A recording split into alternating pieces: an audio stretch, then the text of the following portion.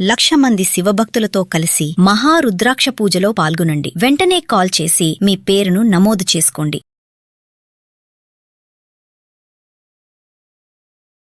నమస్తే గురుగారు. నమస్కారం. పెళ్లి అనేది ఆల్రెడీ పైన నిర్ణయిస్తారు అని అంటారు. ఒక వ్యక్తితో నిర్ణయిస్తారు. ఈ మధ్య కాలంలో బాగా చూస్తున్నాం 2 పెళ్లిళ్ళు, 3 పెళ్లిళ్ళు కూడా ఉన్నాయి. మోసం చేసి 10 పెళ్లిళ్ళు కూడా ఉన్నాయి. మరి ఇలా ఇన్ని వివాహాలు చేసుకోవచ్చా? రెండో వివాహం అనేది చాలా కామన్ అయిపోయింది. ఈ రెండో వివాహం చేసుకోవచ్చా? రెండో వివాహం చేసుకోవచ్చా అంటే అమ్మ, ఈ రెండో వివాహం అసలు శాస్త్ర ప్రకారంగా ఏ సందర్భంలో చేసుకోమని చెప్పిందంటే, జీవిత భాగస్వామి మరణించినప్పుడు మాత్రమే రెండో వివాహం చేసుకోమని చెప్పింది. అంతేగాని ఉన్నదాన్ని చెడగొట్టుకుని స్వయంకృతాపరాధాల వల్ల కావాలని ఆ కాపురాన్ని కూలదోసుకుని రెండో వివాహం చేసుకుంటే అది దోషం, మహాపాపం కూడా. ఎప్పుడైనా జీవిత భాగస్వామి దూరం అయినప్పుడు అమ్మాయి కానీ పురుషుడు కానీ స్త్రీ కానీ వారి యొక్క సంతానాన్ని పెంచడానికి, సంతానం యొక్క అభివృద్ధి కోసం, వంశవృద్ధి కోసం, ఇప్పుడు పురుషుడు ఉంటాడు. వాస్తవంగా చాలా మందికి తెలియని విషయం ఏంటయ్యా అంటే, భార్య చనిపోయినటువంటి పురుషుడు ఎవరైతే ఉంటాడో భర్త, ఆ భర్తకి సంకల్పం చేసే అధికారం కూడా లేదు. కూర్చుని ఆచమనం చేసి దేవుడు పూజ చేసే అధికారం లేదు. కానీ ఒకవేళ భర్త చనిపోతే ఆ భార్య భగవన్నామస్మరణ చేసుకోవచ్చు, ఇంట్లో దీపారాధన చేసుకోవచ్చు, ఇంట్లో పూజ చేసుకోవచ్చు, చక్కగా స్తోత్రాలు పారాయణం చేయొచ్చు. ఎక్కడైనా ఫంక్షన్లు జరిగితే ముత్తైదువులు దంపతులు అక్షంతలు వేసిన తర్వాత చివరిలో వీళ్ళు కూడా వెళ్ళి అక్షంతలు వేయొచ్చు. కానీ పురుషుడికి అధికారం లేదు. ఎందుకు లేదయ్యా అంటే, పక్కన ప్రకృతి లేదు కాబట్టి పురుషుడికి విలువ లేదు. దాన్ని ఇటుగా మార్చేశారు. మార్చేసి ఆ ఆపాదనంతా కూడా స్త్రీ మీద రుద్ది, ఆవిడ్ని చూస్తే పాపం, ఆవిడ ఎదురుస్తే పాపం, ఇలాంటివన్నీ కూడా కొన్ని ఈ ఆచారాల ప్రకారంగా, శాస్త్రంలో లేదు, ఆచారాల ప్రకారంగా కొంతమంది పెద్దలు గతంలో కావాలని రుద్దినటువంటి సాంప్రదాయాలు ఇవన్నీ.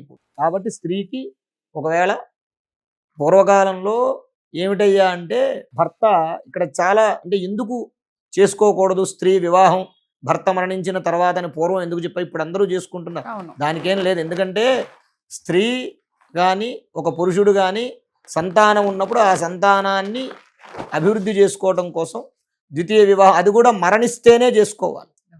ఎందుకు చెప్పారు అలాగా అని అంటే గనక, ఒక పురుషుడు ఉన్నాడు అనుకోండి, భార్య చనిపోతే పిల్లల్ని పెంచాలంటే కంపల్సరీగా ఇంకొక వివాహం చేసుకోకపోతే, స్త్రీ లేకపోతే వాడు పిల్లల్ని పెంచలేడు. 100కి 99.9% పిల్లల్ని పెంచలేడు. కానీ స్త్రీ మాత్రం భర్త లేకపోయినా సరే, కలో గంజో తాగి తను తిన్నా తినకపోయినా సరే పిల్లల్ని పెంచగలదు.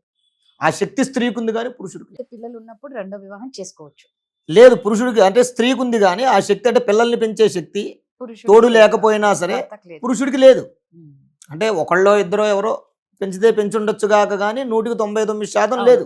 అయితే ఇక్కడ ఏం చెప్పారయ్యా అంటే, స్త్రీ ఎందుకు వివాహం చేసుకోకూడదు అని అంటే, ఈ భర్త మరణించాడు కాబట్టి ఈ స్త్రీ వివాహం చేసుకుందనుకోండి, కొడుకుంటాడు, వాడు పెరిగేటప్పుడు చనిపోయినటువంటి తండ్రికి పిండ ప్రదానాలు చేయాలి, పిల్లవాడు చెయ్యాలి. అంటే వాడు ఏం చెయ్యాలి, గోత్రం పేరు చెప్పి చెయ్యాలి. ఈ స్త్రీ వేరే వివాహం చేసుకుందనుకోండి, గోత్రం మారిపోదు. తల్లి పక్కన లేకపోతే ఆ పిండ ప్రదానానికి పక్కన సహకారం ఎవరు చేస్తారు? ఇంకొకరికి భార్య అయిపోతే ఇవన్నీ ఎవరికి చెందుతాయి? ఇంకొకరికి భార్య అయిపోతే అధికారం ఉండదు కదా. తండ్రికి పిల్లాడు పిండ పెడుతూ ఉంటే పక్కనుండే అధికారం ఉండదు కదా. అందుకు భార్య పెళ్లి చేసుకో, ఆ కారణంగా చేసుకోకూడదని చెప్తారు.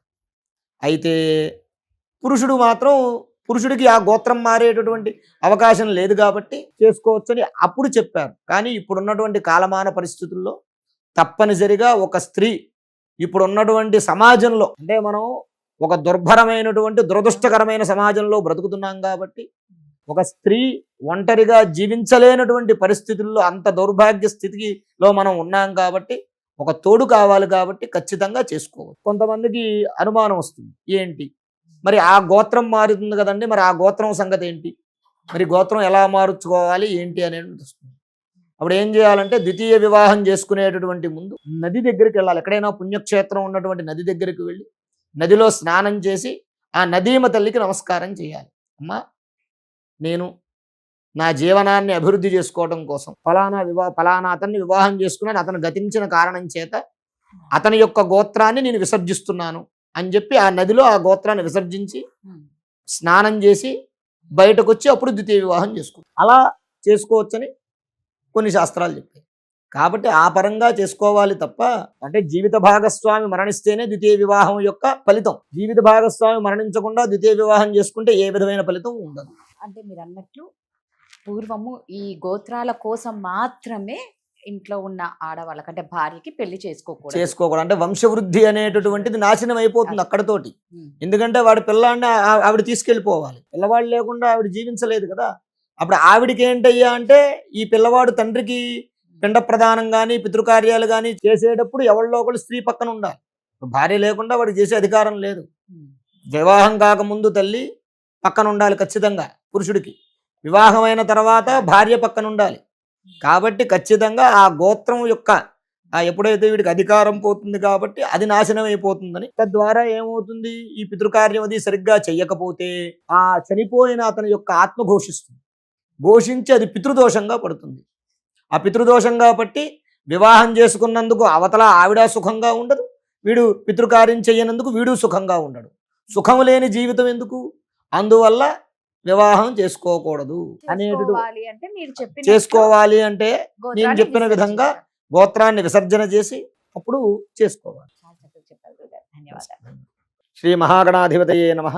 ఆరోగ్యము, ఐశ్వర్యము, ఆనందము, ఆర్థిక లాభం ఇవన్నీ కలగాలంటే ఆగస్టు 11వ తారీఖు మంగళవారం రోజున మేము నిర్వహించేటటువంటి 1,00,000 రుద్రాక్షల పూజలో పాల్గొనండి. పరమేశ్వరుడి యొక్క అనుగ్రహం వల్ల సర్వ విధములైనటువంటి కష్టాలు నివారణమై ఐశ్వర్యాలు కలుగుతాయి. 1,00,000 రుద్రాక్ష పూజలో పాల్గొనేటటువంటి వారు స్క్రీన్ మీద స్క్రోల్ అవుతున్నటువంటి నంబర్లకు కాల్ చేసి రిజిస్ట్రేషన్ చేసుకోగలరు.